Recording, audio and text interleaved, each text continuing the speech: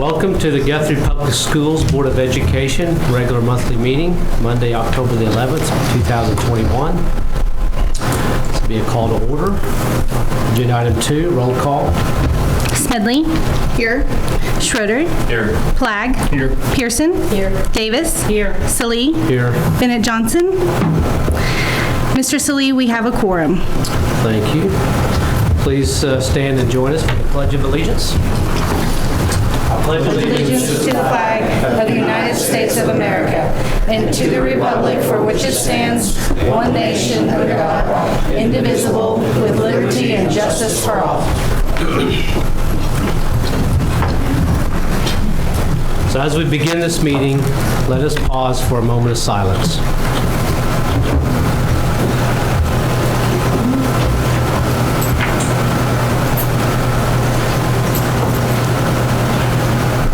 Thank you. So agenda item number 6 is the Student of the Month recognition. We are not going to have that this month. We will try to continue that next month. Okay. Agenda item 7, comments to the board by citizens registered to speak. We have one citizen registered to speak, Mr. Ralph. I don't want to mispronounce Duvalier? Yeah, that's it. Okay. And he's going to speak on the Waterford program. So you're welcome to come on up. Up here if you want to address the board or from where you're at, but I'll let you know the board policy allows for 3 minutes. 30 minutes. 3 minutes. I don't need to talk that long. And so you're here to, to share with the board, but since it's not an agenda item, the topic itself, the board cannot respond Right. or comment on what you have to say. Okay. So, yeah, go ahead. Well, my wife and I discovered something inside there that's formatted towards pre-Kers for the LGBTQ and plus. And I thought that was it was hidden, because when we looked through it, they get all the books and stuff like that. And it was hidden, and she typed it in, and then I guess they changed it to where you put it in parentheses. But I'm trying to understand, why are we pushing that stuff on little kids or kids at all, and for that matter. And I don't know what else, if that's in there, I don't know with today's environment, what's happening in Virginia and stuff like that. And I just want us to work together as a community to not leave a better country for our children, but leave better children for our country. And I'm just wondering what else is hidden inside this program. I can't get any information on it. I've looked, is there CRT? Because that's not how I'm raising my children. That is not believed. We don't worship the skin tone. We worship God, and we tell them to respect the authorities. Those who are in charge of you, respect them. That's how we see fit to raise our children. And I don't want them to get corrupted by this Marxist movement that's flowing across the country. And it's terrifying me. It really is, because I took an oath to defend this country, and it wasn't Marxism that I took an oath to defend. It was freedom. And all I want to know is if the school board can give any information when time is due, so we can make sure, and if we can opt out our children on this Waterford program. If not, then I don't know where we'll go from there, but that just is my concern. I don't like some of the material that's on there for that age group. I think it's very inappropriate that we need to sexualize children. And if there is any CRT inside there, then we need to get rid of it. It's a virus. It's a cancer. And you see how it's dividing this country. I buried my brothers, not to divide, to unite, So that's my concern. That's all I have. I know it's 3 minutes. So I appreciate you coming here tonight and sharing that. And if I can get some information more on it, whether I can opt out my children on it, because I don't want them to stumble across it and then come home and say, I'm an oppressor because of my skin tone, or I oppress others because of their, and it's not true. It's not true. If you're born in America, you're born free. That's a gift. And that's just the way I see it. Because when we were on the battlefield, it didn't matter the color. It didn't matter. To be honest, none of you guys mattered when the bullets were flying. It was my buddy next to me. That was the only thing that mattered. And so, I appreciate that, and, well, yep, thank you very much. okay, thank you. Thank you very much.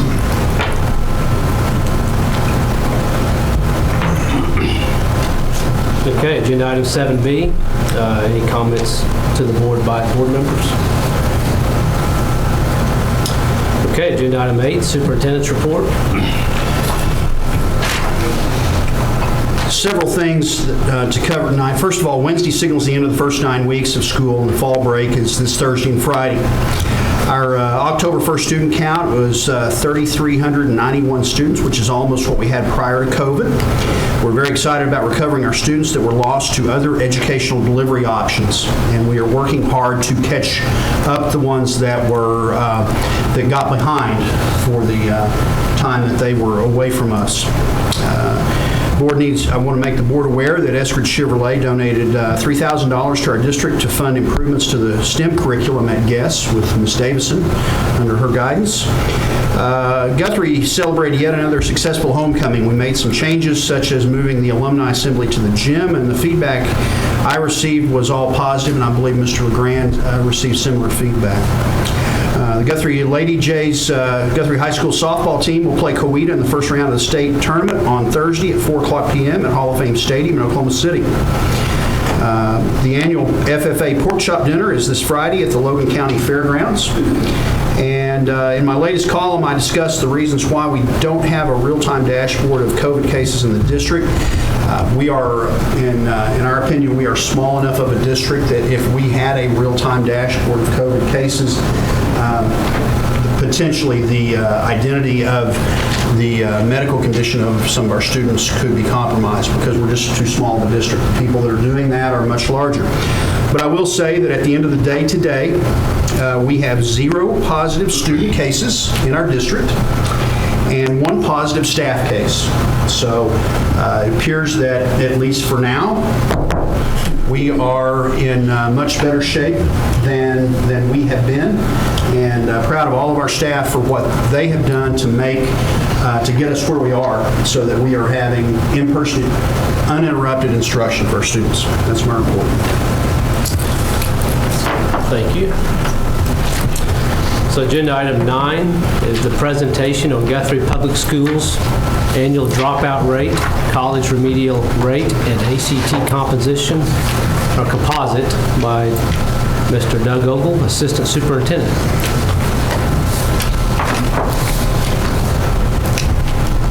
Dr. Simpson, Board of Education, thanks for the opportunity to present the data. This is required by the state of Oklahoma to present this, and so we usually bring it at the October board meeting if the data is available. You should have a packet. It's 3 pages in front of you, and so we'll go over some of this information. Some of it is a few years back. It takes a little bit for the state to gather some of the information, Oklahoma higher education regents. And so the first one we're going to look at is the 2019 college remediation numbers. This is English, math, and reading and overall. And so if you look at English, the blue is Guthrie, and in the orange is the state. And so in English, we had 5.3% of our students that were freshmen in 2019 that entered college had to take remediation to the state average of 12.4. Math, we were 18.4%. The state was 20.10.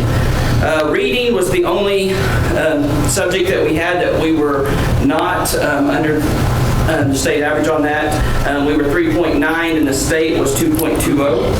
And then overall remediation, we had 21% of our students that took some type of remediation class, and the state average was 26.8. And so that is our college remediation rate. We're very excited about those numbers. Mr. LeGrand here, he can talk about that as well, but it shows that we are preparing our students for college, and they're very successful.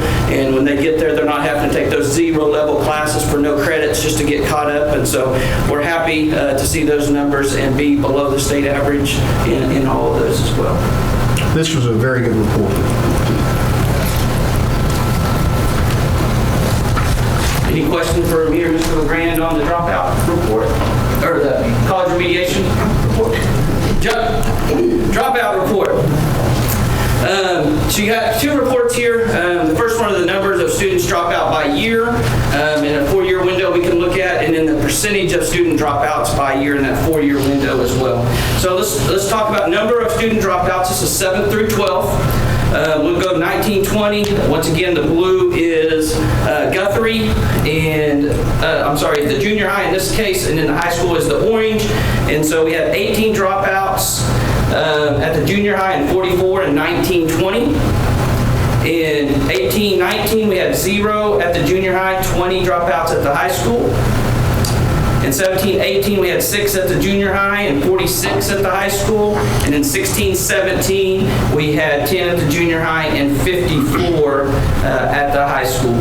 And so kind of fluctuate going up and down. One of the things we're really working on, before COVID, we were hitting on attendance and taking those students that were missing to truancy court. And so that was helping some of those numbers go down. With COVID, we've kind of just really started working with parents on what we can do to help get kids in school with the school-based social workers that we've added. Just trying to give them every opportunity to be successful and keep them in school. And so that is your number of students by dropout by year. If you want to look at the percentage of that, in 2019-20, it was 4.5% of our students. 18-19, it was 1.9. In 17-18, it was 3.3. And in 2016-17, it was 5% of our students. So we're doing pretty well. Some of you guys that have been on the board, remember we used to do a comparison of the student dropout, and it was our cohort group, which was from 8th grade when they went into high school. If they finished all the way to a senior, and they took those numbers, and that was always anywhere from 70 to 80%. They quit doing that and are doing it now by the percent of the students that enter when they start the beginning of the year and finish at the beginning of the year. And so that's the difference of those numbers from when we used to have the 70 and 80%. Doug, what's the state dropout rate compared to ours? State average this year was 3.2, I believe, so we were a little above the state average in the dropout this year.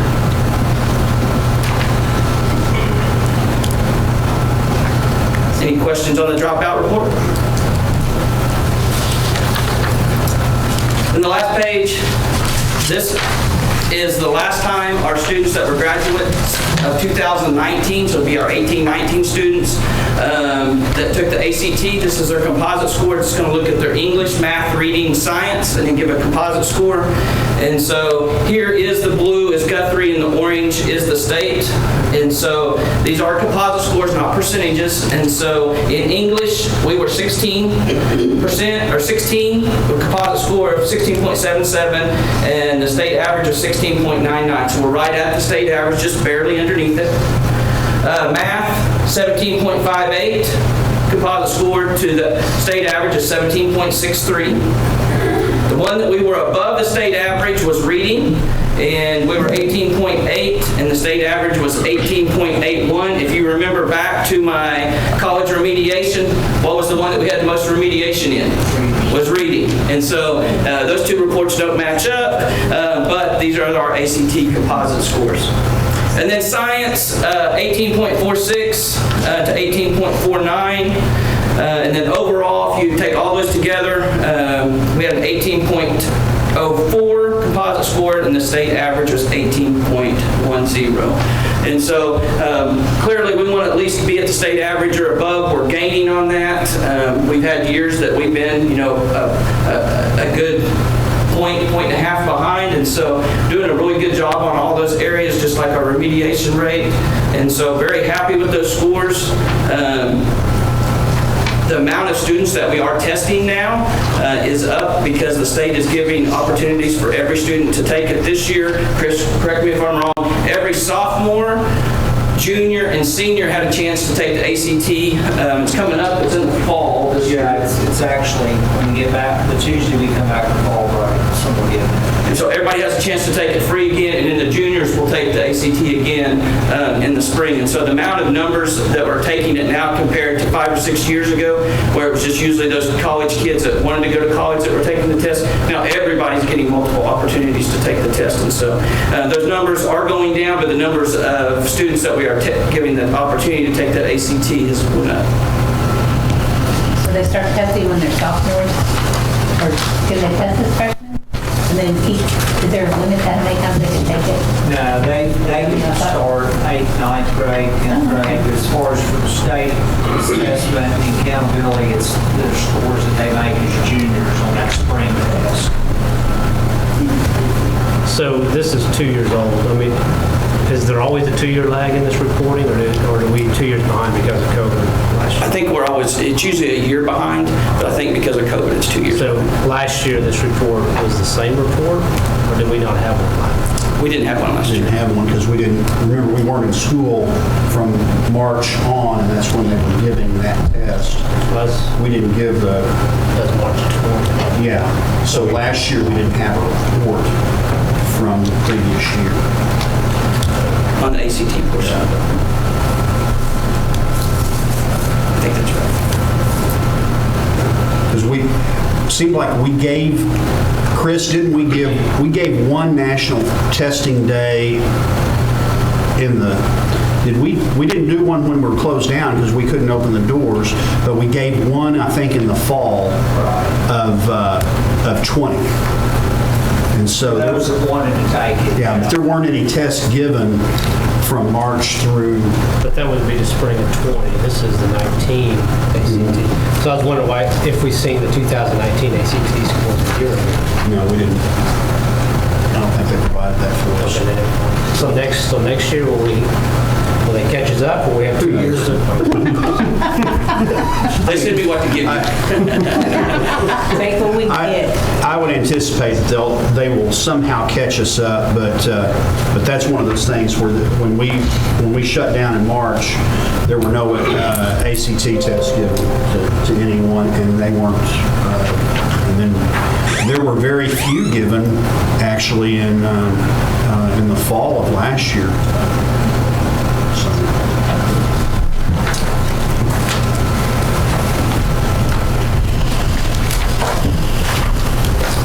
Okay.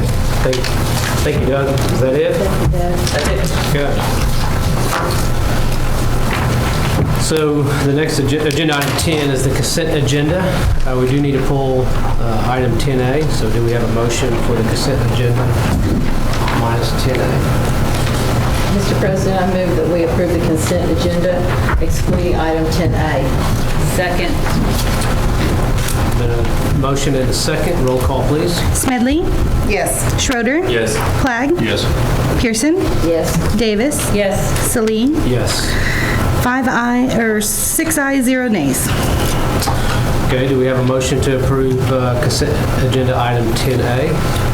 Mr. President, I'll make a motion we approve consent agenda item A. Second.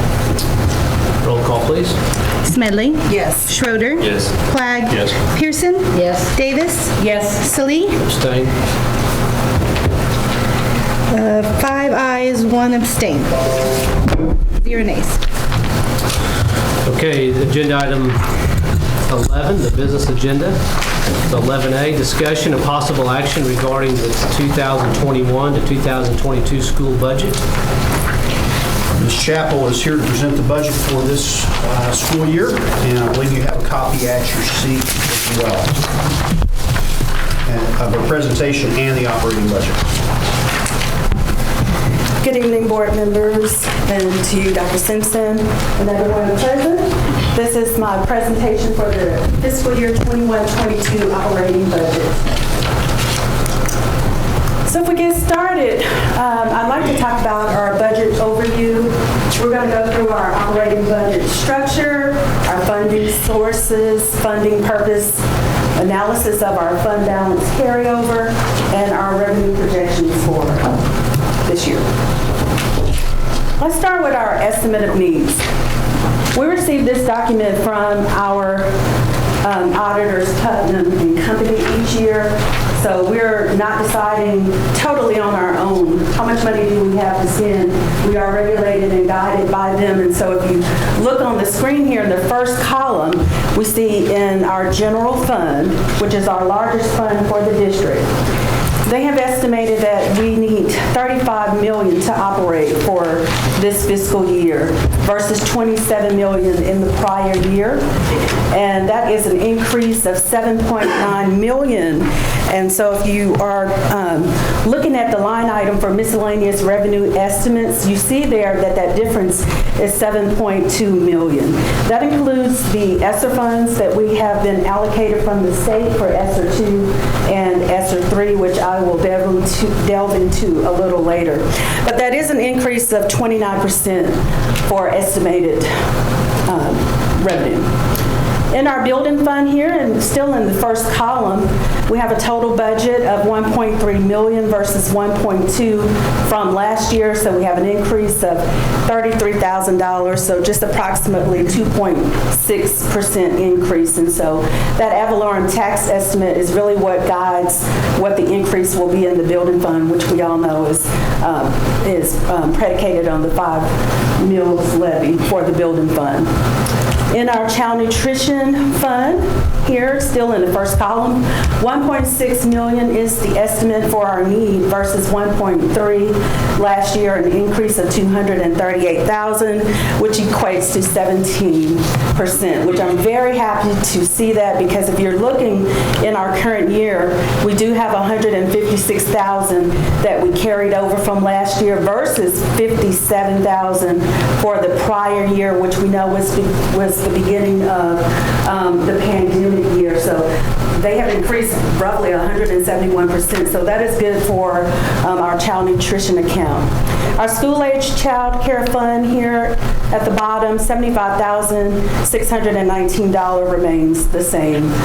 That's basically treated as a rainy day fund for the district, and so we have that on hand. The sinking fund. This is a little different because it's our millage levy, and the other funds that I've already mentioned, they have set meals on it: general fund, 35 meals, building fund, 5 meals. But the sinking fund is a little different because it's not a set rate. So you basically have to do the math on that one. So our auditors, they take our interest we've earned on our bonds, and they take our unmatured bonds that we have on hand as of June 30th. They add those together, and then they come up with the required tax that we need to pay our bonds back through the sinking fund. So for this year, that amount was $2.9 million. So if you take that $2.9 million that they're saying that we are required to have to make our payments, and then our net assessed valuation for this year, which was $179 million. If you divide that 2.9 by 179 million, you will get 16.4, which is the millage levy that we need for this year, versus 16.58 last year. So just a little less there. Let's look at our revenue by sources comparison. This is very interesting because if you have your budget booklet, and you all will have it tomorrow, we know that our revenue sources, we're normally heavily funded by the state. In 2019, we had 25% in local funding sources, 4% for county, which is yellow here. We were at 63% in blue for state aid, and then we were at 8%. We normally always fare out at 8%. But as you see in 2021, those numbers shifted. So we have 54% of our revenue from state allocations. Now, why did that go down so much from 63% from the prior year?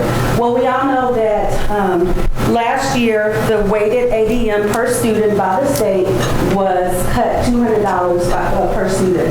And so with that, the district, we basically lost revenue of $1.2 million. And so that's why our state funding went down. And so our local sources, which is here in the burnt orange, increased 24%. And then you see here 17% from 8, which is normally what we receive from federal, increased due to our ESSER funding that we're currently receiving. So for 2021 on the right side, we see 58% in state aid, and you're wondering why has that number changed? Well, at the beginning of this fiscal year, I'm going to get into it a little later, but the weighted ADM per student has now increased by $127 per student. So with that, and us being able to use our current weighted ADM over a 2-year period, we were able to keep our numbers flat. With that, we did get an increase of state aid for this year. So again, we'll have 17% for local sources, 21% from federal, which includes our ESSER funds, and 4% in county sources. So our budget guidelines for the general fund. As of June 30th, our fund balance held at 11.63% at $3.4 million, which was an increase of $388,000 from June 30th, 2020. Now, that may seem like a lot of money to those that are not familiar with our budget, but I just want to let you know that that $3.4 million, it takes $2.4 million to operate this budget every month. And so if you take that difference, we really only have $1,000, $1 million there in reserve. And so what are we doing with that $1 million? Well, now that we have these EXTRA funds that are coming in, we have to front load those expenditures and get reimbursed. So that $1 million that we have is allowing us to be able to incur those expenses and hold steady until we get reimbursed from the state. So that's why we're good, and it's good to have that 3.4 on hand. Our initial state aid revenue, as I mentioned in 21-22, which is this year, is $118,000 more than it was actually collected at the end of last fiscal year. Now, I just talked about why the money was more. We did receive $9,076,000 at the end that was actually collected, and again, that had to do with the weighted ADM. So, even though we had a 25% reduction in student count, as we all know, we were down last year, we still fared out with more revenue for this year going forward. Our midterm allocations in December that we are estimating. Each year we get our initial amount in July, and then in December the entire state gets another allocation back to each district, and that number is basically determined by the current factor per student or dollar amount per student, and then your chargeables at your district. So if you had more dedicated state revenue that came to your district, you know, for REA or motor vehicle collections or at-born, things like that, then we're charged for that. So if we receive more money for that, then we will receive less state aid for our midterm calculation.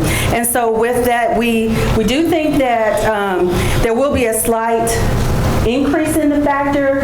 I attend many webinars and things presented by Colson. I just attended one the other day, and so they are predicting, I'm sorry, I hand my back to you. They are predicting that maybe it might increase by $1.18, so that's really not too much. But based on our chargeables that we know we will have in December that will count against us, we should still see a little slight decrease around the amount of $315,000 or so, and that'll put us at about $9.5 million for state aid, where we're sitting at 9.8 right now. So,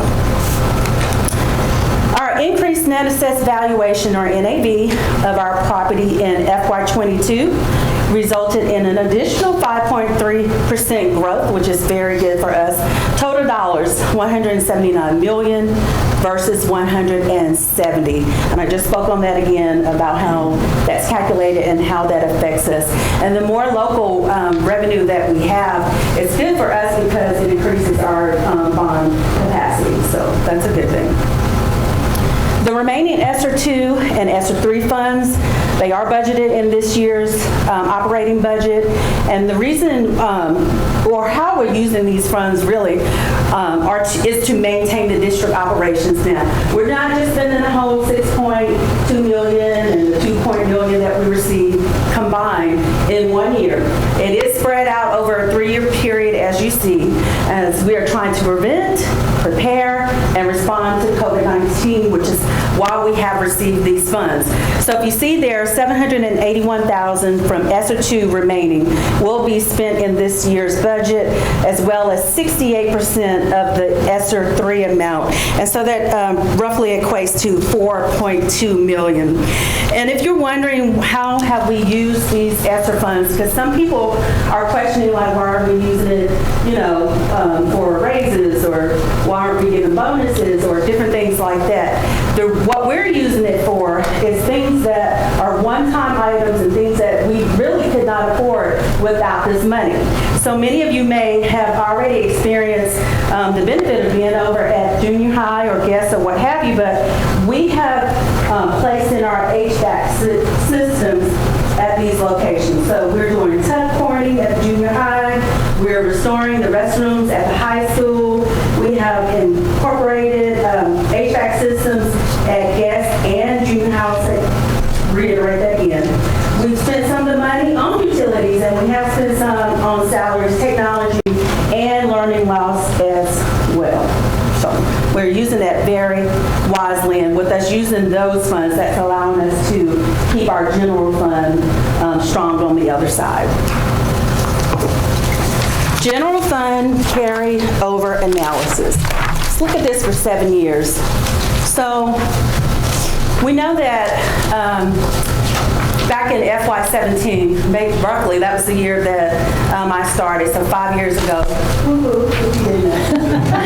Yeah, so in 2017, we were at $2.4 million with our fund balance carryover, and it has steadily grown each year. We had that dip in FY20, as we already know. That's when the pandemic hit, but we were, I'll say, saved, if you will, with the availability of our ESSER funds. And so we are predicting, we did end with FY21 at 3.412, which was still a 12.9 growth. So that's what we want to see, is that the fund balance continues to grow over time. Net assessed valuation analysis, we just talked about our property. We see there that that continues to grow, which means we have businesses in Guthrie, we have establishments coming in that's growing, which we would like to continue.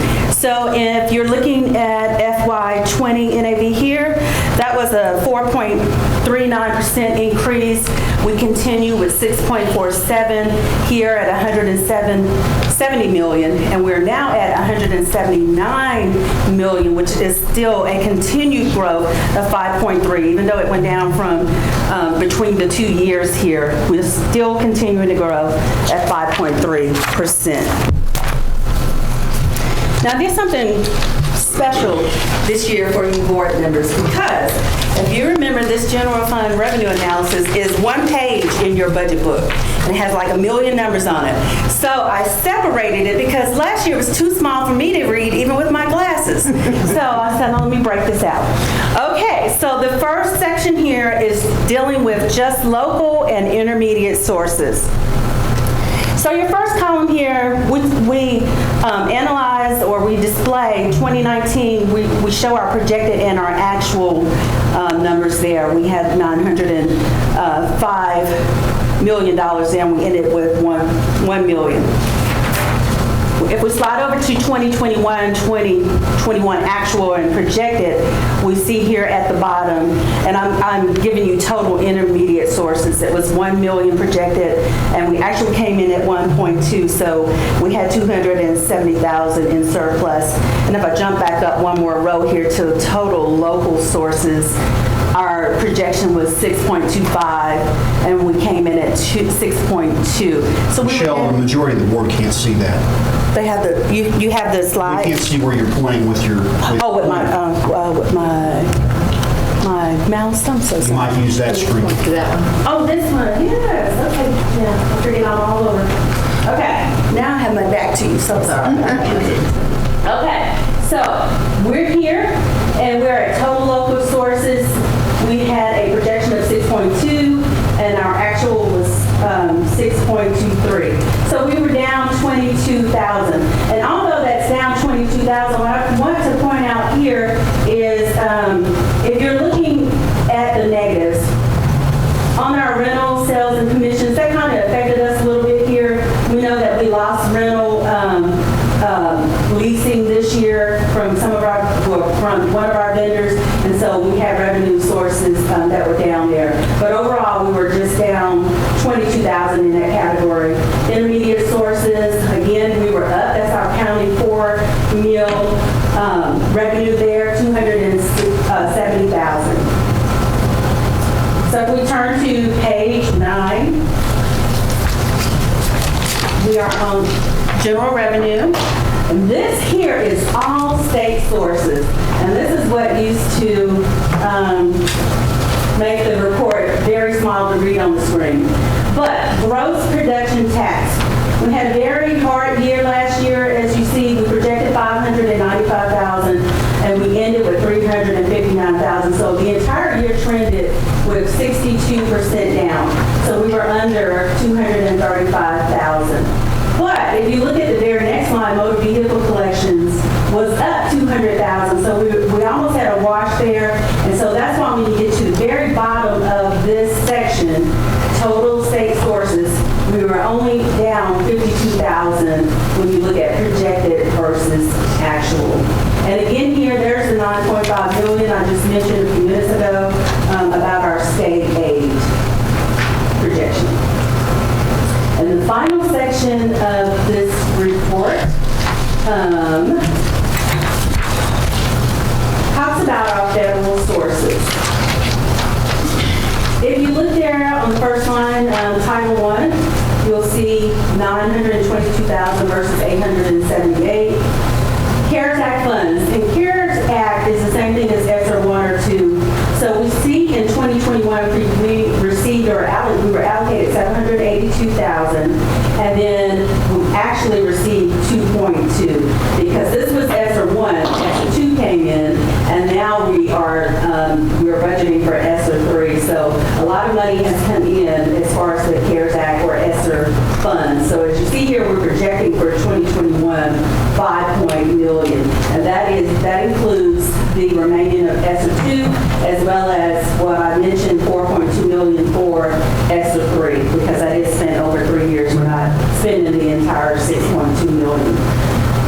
If you continue down, total federal sources, actual was 4.3 last year, and we had a projection of 2.8, so we received an additional 1.5 million from the ESSER funds, which is calculated for, it's indicative here for 1.4 down to 1.5. So projected for FY 21-22 is 7.1 million, which again includes the ESSER 2 and 3 here.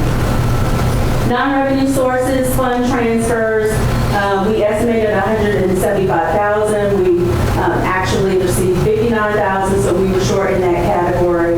And we are predicting that we will receive that revenue this year, 200,000. That does include our child nutrition contract amount in that 200,000. And then we'll just bring it, the numbers on down, if you will. 3.412 is what we know our fund balance carry forward is for this year. And so we have a total balance in collections of $33,413,000. Our total projected expenditures for the year, $29,998,000, with a projected fund balance of for 21-22 of 3.414. And we just ended with 3.412, so you see that we are definitely being very conservative and remaining flat on our projection for our fund balance carryover.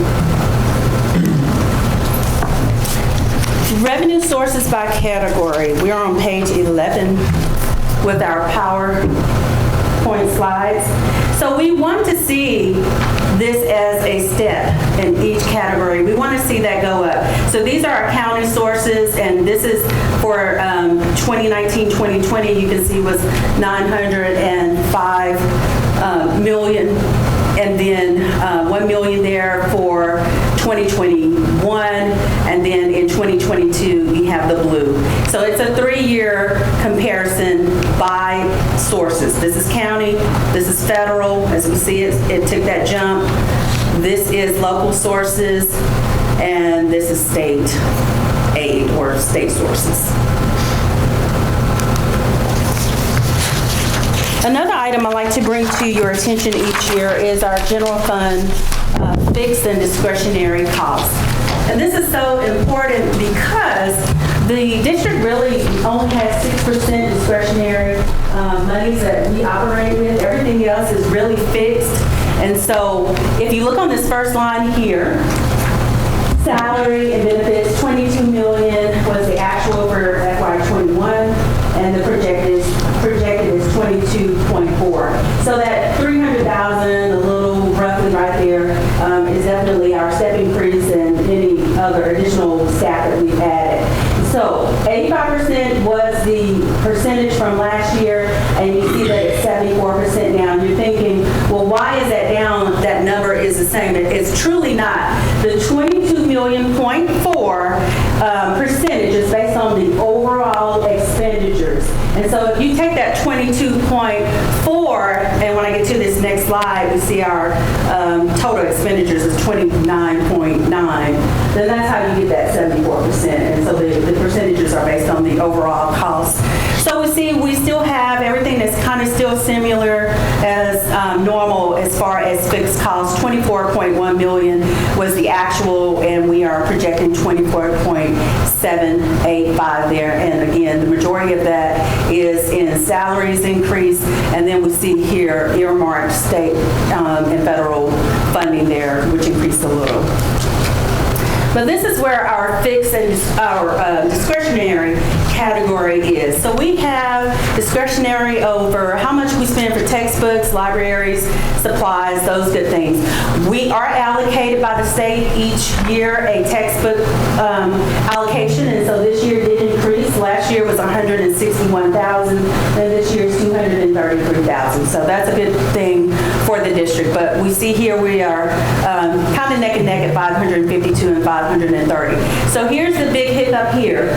Right there is the 4.6 million. That is where the ESSER 2 and 3 funds will be spent, which is at our discretion. So we see 25.9 was the actual overall expenditures for FY21, and we're projecting FY22 29.8. And again, that is due to our ESSER funding that we're receiving. Now, everyone wants to know, how are we spending this money, by what function? So we take our 29.9 million and we break it down. We see that instruction is 15,200,000, and then we see our support services at 1.78. If you go down and you're wondering, well, how much should we spend on student transportation? It's 2.1 million, and then operations, that's where we're going to have our ESSER funds there at the 6.1 million in operations. But you're thinking to yourself, well, what percentage is that? Well, I took the liberty to take the next slide and give you those percentages. So 51% of those funds that we just saw by function is spent on instruction. You see here that transportation, that 2.1 million I just mentioned, is 7% for the district. Maintenance is going to be 21%, which is higher now with the ESSER funds in there. And then you can see the rest there, student and staff support and school administration and those percentages. General fund expenditure analysis. We are on page 16. And so we see that for the last 7 years, our expenditures have been going up, which is good. We've been given, teacher raises, and we've done a lot of repairs and renovations and things and maintaining the district. So we naturally would see these expenditures going up. And so from the 2 years comparison of FY20 to FY21, we see that that did go up roughly $700,000, and that was from our ESSER 1 funding. Other than that, we would have had flat expenditures for the year. Budget guidelines for the building fund. We're moving along. I think I only have about 20 slides left, so we'll be done shortly. Yeah, I know. Yeah, look at that. You're like, yeah, right. No, I know. We got that front of us. Okay, we're rocking and rolling here. So the building fund is an expense fund for repairs throughout the district. We all know that, and we do all of our capital expenditures through the building fund. So the funds are derived from proceeds from the 5 Mills Building Fund levy along with prior year carry forward or fund balance. So we're estimating this year that the collections needed is $872,823. And with that, the FY21-22 carry forward revenue for this year was $469,425, which decreased only $8,700 from the prior year. So we're very happy that we were able to still maintain all of our expenditures roughly at a flat rate. Building fund carryover analysis, I'd like to do for you this as well. So since FY 2017, you see here that we have continued to grow. We were on a steady path. And then in FY 20, that was an informed decision that we made to purchase the land. We all know that we purchased $265,000, and that is roughly the difference between those 2 years. And then we have remained flat between the 2 fiscal years. But Cody has promised me that he is going to grow that fund balance. So we're not worried about it. Now, this is something new, and this is my final slide that I wanted to present to you all, because even though we discuss child nutrition monthly, I've never presented it to you this way. So in FY 2017, when I started, we were at $199,238 for a fund balance for that year. And then in FY 18, things started shifting a little bit. We had between 18 and 19, we had the teacher walkout. So you see here, we are dropping here from 187 down to 115. And then it gets a little more turbulent, and we in between these 2 fiscal years, now we have the pandemic. And so we are really down to just having a fund balance carryover of $57,599, which we know is probably the lowest in the history, or at least in the last 10 years, I'm sure. But the good news is from 20 to 21, we did end the year FY21 at $156,000, which again, I mentioned is 171% increase there. And that is because the USDA and all of our federal funds and grants and things that we're receiving, all students eat free now. And so that helped out the district to get those fundings and those meals and things back in line. But with that being said, and for everyone in the room and for those that are looking online, I need to make this clear to you, because we need to fill out our free and reduced meal applications. And I know a lot of you are like, well, why? Everyone is free. I don't want to do it. It doesn't even make any sense to do that. But it really does, because we know nothing is ever really free, right? So what's happening is we have until the end of October to get our free and reduced applications in, as many as we can.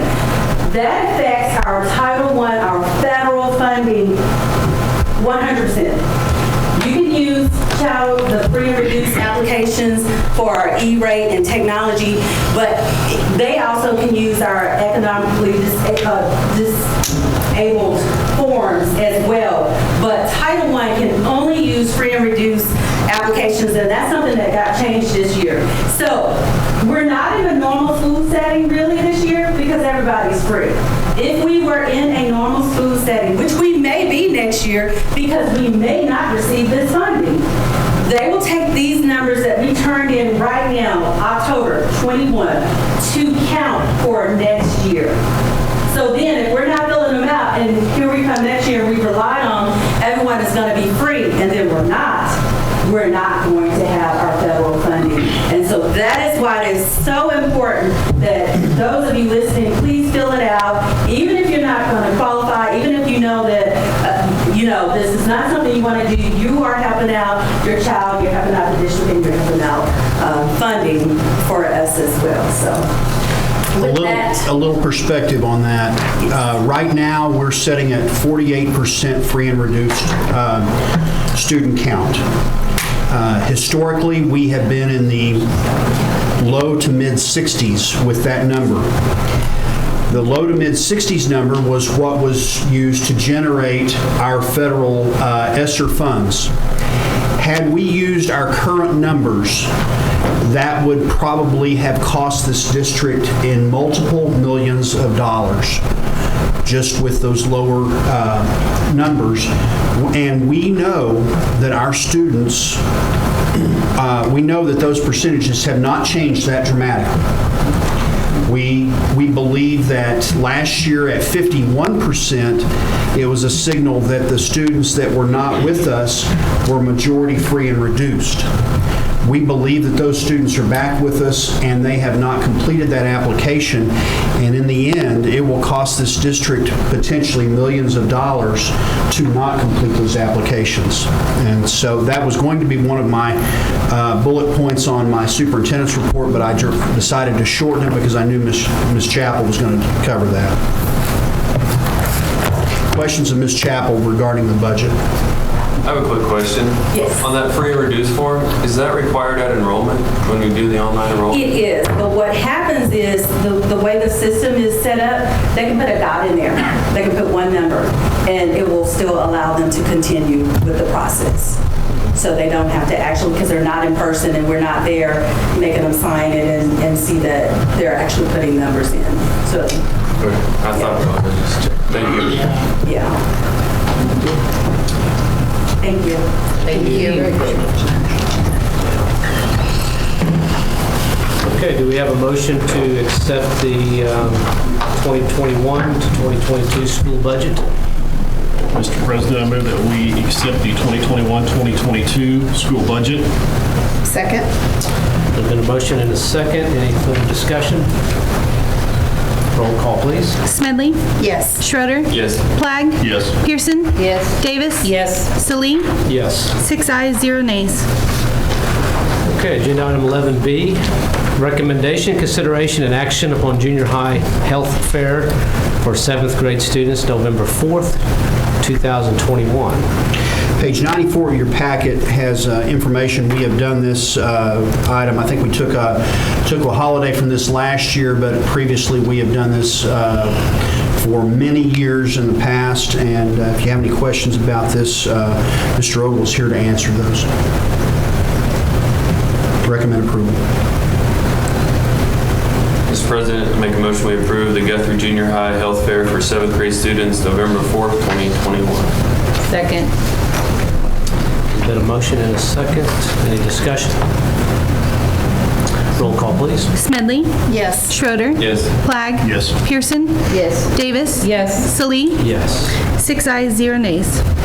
Agenda item 11C, discussion and possible board action to pass the 2021 annual school election resolution. It's an item that we bring to you annually, regardless of whether or not there is going to be a race. If anyone else decides to file, we still are required to pass the resolution and set forth the actions for the seats that are going to be vacant.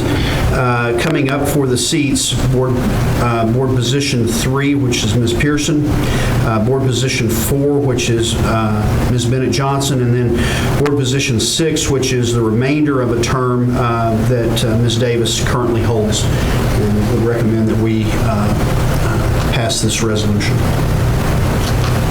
Mr. President, I make a motion that we pass the 2021 annual school election resolution.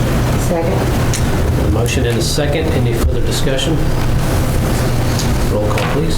Smedley? Yes. Schroeder? Yes. Flagg? Yes. Pearson? Yes. Davis? Yes. Salee? Yes. 6 ayes, 0 nays. Agenda item 12, the proposed executive session for the purpose of discussing employment of personnel, FMLA request, resignation or separation from employment, and transfer of position request, all is set out on the personnel reports. Discussion of extra duty assignments for 2021 to 2022, discussing purchase or appraisal of real property, disclosure of which information would violate the confidentiality requirement of state and/or federal law, all pursuant to 25 Oklahoma Statute, Section 307B, 1, 3, and 7, and 70 Oklahoma Statute, Section 5 through 118. So we have a motion to go into executive session. Mr. President, I move we go into executive session. Second? Roll call, please. Smedley? Yes. Schroeder? Yes. Flagg? Yes. Pearson? Yes. Davis? Yes. Salee? Yes. 6 ayes, 0 nays. Okay, agenda item 12B is to acknowledge the board's return to open session. Only items in agenda 12 were discussed in executive session and no votes were taken. This shall constitute the executive session minutes. Agenda item 13, vote on action is set out on the personnel reports. Do we have a motion? Mr. President, I make a motion to accept the personnel reports. Second. Roll call, please. Smedley? Yes. Schroeder? Yes. Flagg? Yes. Pearson? Yes. Davis? Yes. Salee? Yes. 6 ayes, 0 nays. Agenda item 14, action upon recommendation of extra duty assignments as listed for 2021 to 2022. Mr. President, make a motion that we approve the extra duty assignments as listed for 2021-2022. Second. Roll call, please. Smedley?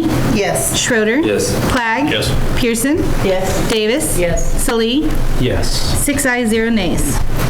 Agenda item 15 is a recommendation, consideration, and action to accept the resignation of Caitlin Robinson or to authorize the superintendent to file a complaint with the State Board of Education pursuant to Title 70, Oklahoma Statute, Section 6 through 101D, reporting that Caitlin Robinson has failed to obey the terms of her contract with GPS and proposes to enter into a contract with another Board of Education without having been released from her current contract with GPS, and further asking the State Board of Education to suspend Robinson's certificate as provided by law.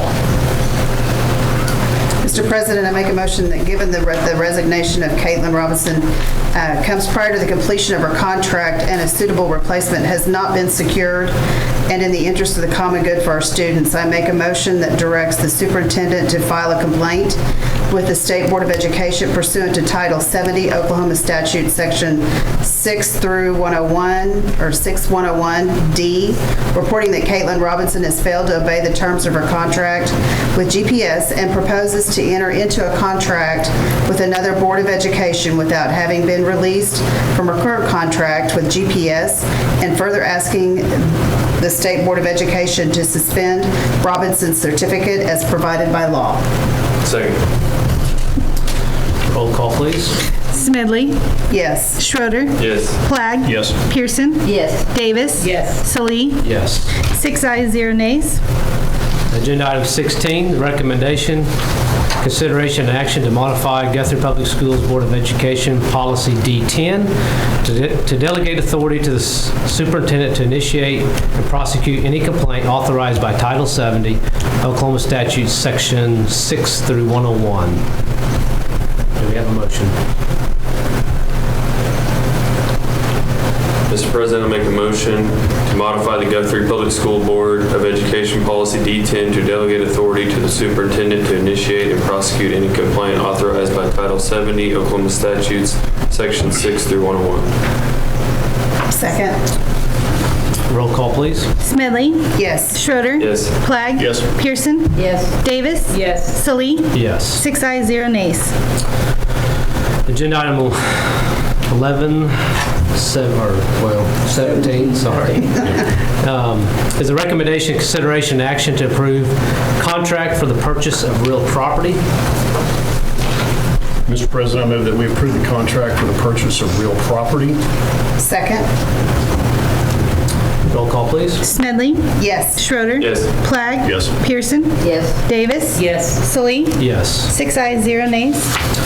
Agenda item 18, recommendation, consideration, and action to accept any resignation offered since the posting of this agenda. We have one resignation to accept. It is Angelina Smith.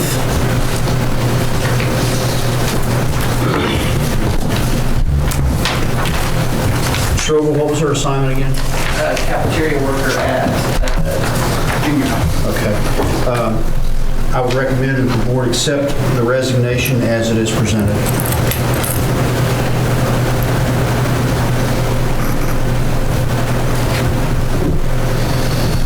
Mr. President, I move that we accept the resignation of Angelina Smith. Second. Roll call, please. Smedley? Yes. Schroeder? Yes. Plagg? Yes. Pearson? Yes. Davis? Yes. Salee? Yes. 6 ayes, 0 nays.